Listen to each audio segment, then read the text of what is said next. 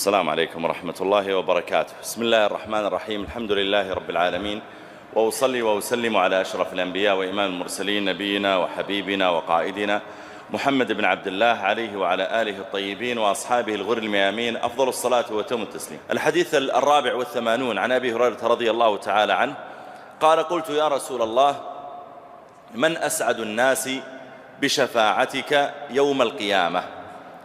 فقال النبي صلى الله عليه وسلم: لقد ظننت يا أبا هريرة ألا يسألني عن هذا الحديث أول منك، يعني لا يسألني أحد قبلك.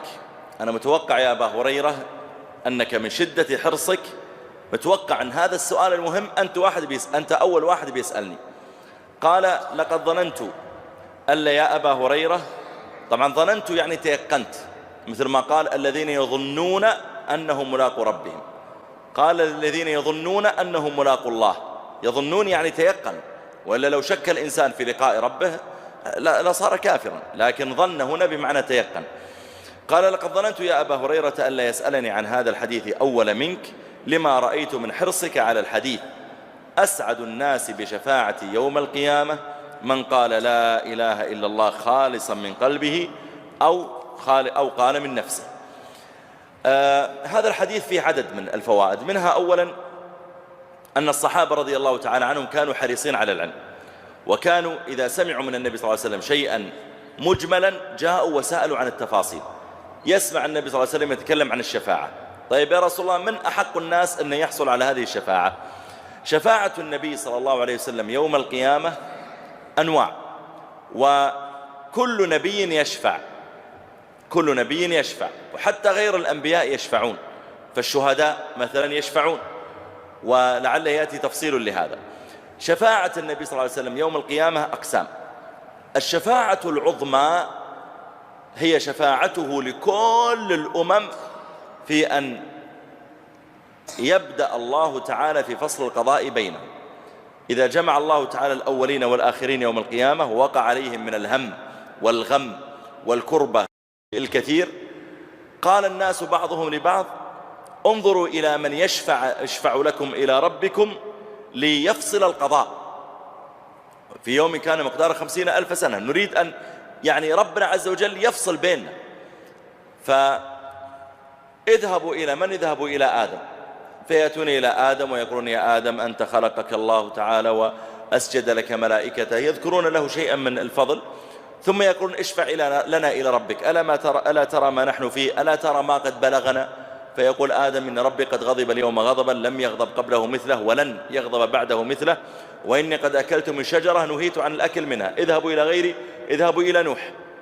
يذهبون إلى نوح: يا نوح أنت أول الأنبياء، ويذكرون له شيئا، ثم يقولون: يا نوح اشفع لنا إلى ربك، ألا ترى ما نحن فيه، ألا ترى ما قد بلغنا؟ فيقول: إن ربي قد غضب اليوم غضبا لم يغضب قبله مثله ولن يغضب بعده مثله، وإني قد سألت ربي شيئا لا ينبغي لي، لما قال: ربي إن ابني من أهلي وإن وعدك الحق.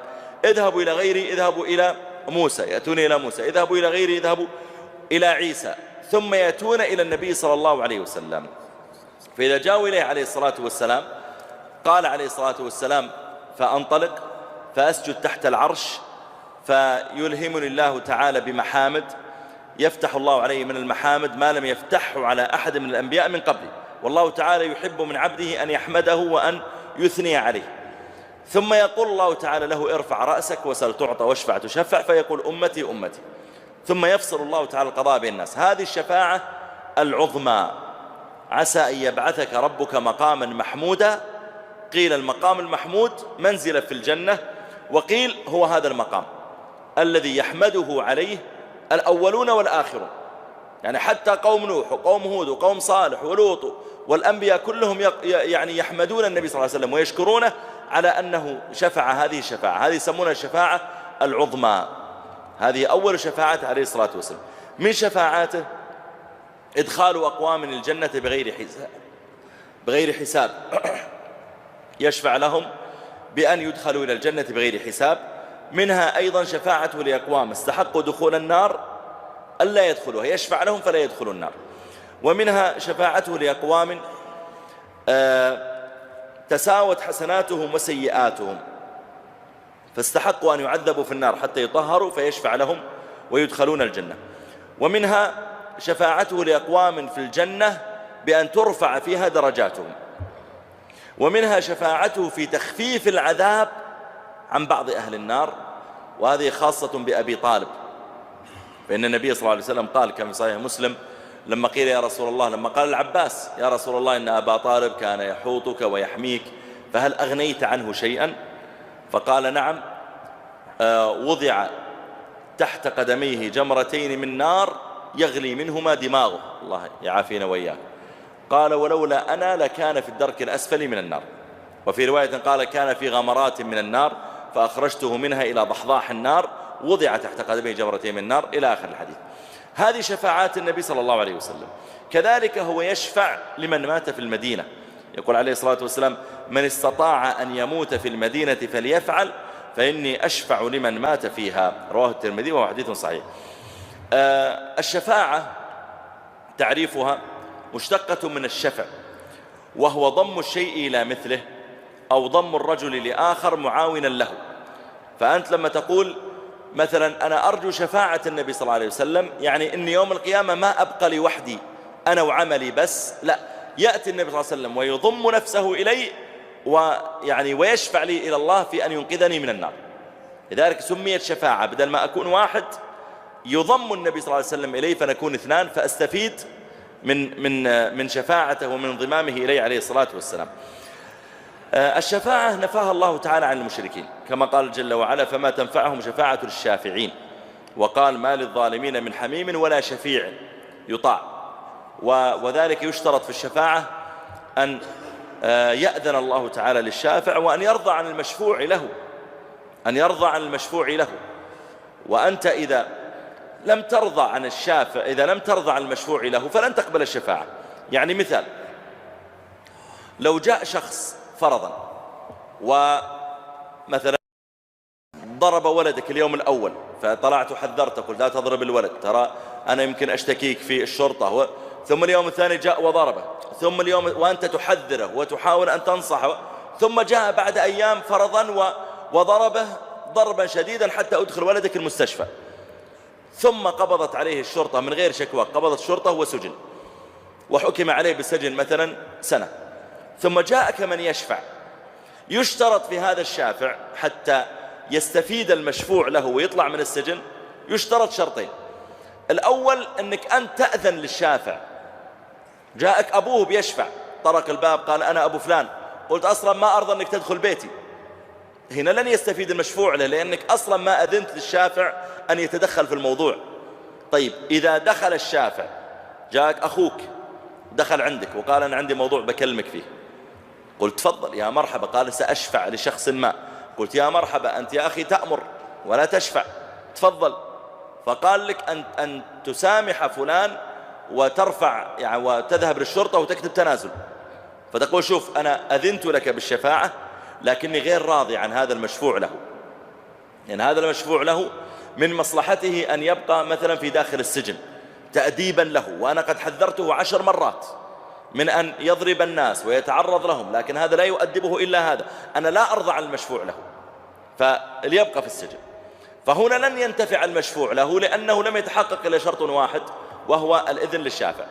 يوم القيامة يشترط في كل شفاعة لتنفع يشترط هذان الشرطان: الإذن للشافع، أن يأذن الله لنبيه صلى الله عليه وسلم أن يشفع، أن يأذن للملائكة أن تشفع، أن يأذن لنبي من الأنبياء، أن يأذن للشهيد أن يشفع.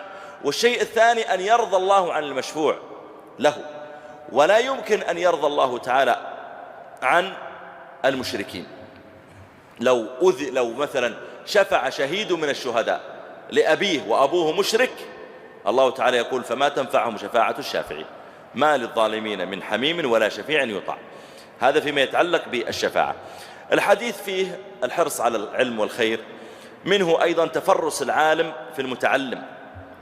النبي صلى الله عليه وسلم يرى أبا هريرة حريصا وكذا، فلما جاء وسأله شجعه، وأنت أيضا مطالب أنك تشجع. يعني ما هو شعور أبي هريرة لما قال له النبي صلى الله عليه وسلم يا أبا هريرة أنا يعني كأنه يقول أنا متوقع من حرصك على العلم وكثرة حضورك، متوقع أن هذا إيش الفرح اللي بيقع في قلب أبي هريرة؟ كبير بلا شك. كذلك أنت لو جاءك ولدك وقال لك يا أبي مثلا ليش الجمعة نصليها ركعتين والظهر دائما نصليها 4 ركعات؟ شجعه. قلت ما شاء الله يا ولدي، والله هذا سؤال جيد، ما شاء الله. أنا أحس أنك ذكي. عندك طلاب مثلا في مدرستك وسألك واحد منهم سؤالا وقل ما يسأل، للأسف عادة يأخذون الدرس ويمشون، لكن إذا بدأوا يسألون دل هذا على تفتق الذهن وحرصه. فإذا سأل واحد منهم سؤال شجعه، قل ما شاء الله عليك، بارك الله، والله سؤالك مهم، والله هذا سؤال جيد، حتى تشجعه أنه يسأل. هنا النبي صلى الله عليه وسلم يشجع أبا هريرة على السؤال. ويمكن أن أبا هريرة سأل وموجود أيضا صحابة آخرون، وبالتالي النبي صلى الله عليه وسلم يريد يشجعهم كلهم على طلعوا أسئلة مفيدة اسألوا عنها. فهنا لما سأل أبو هريرة السؤال شجع عليه الصلاة والسلام وقال لقد ظننت أن لا يسألني هذا السؤال أحد أول منك لما رأيت من حرصك على الحديث. أوه، شوف عاد الفرح اللي يقع في قلب أبي هريرة لما يسمع هذا الكلام الذي فيه ثناء ومدح وتشجيع. في الحديث أيضا أن الشفاعة تكون لأهل التوحيد.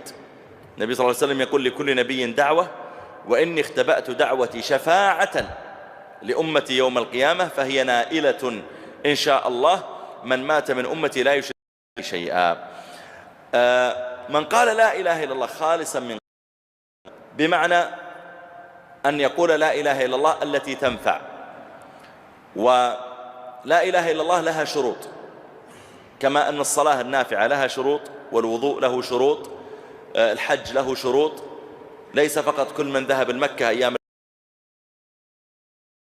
بعرفة وكذا وكذا والطواف بشكل معين والسعي في أوقات معينة، كذلك لا إله إلا الله لها شروط. شروطها نظمها الحكمي حافظ الحكمي في قوله: العلم واليقين والقبول.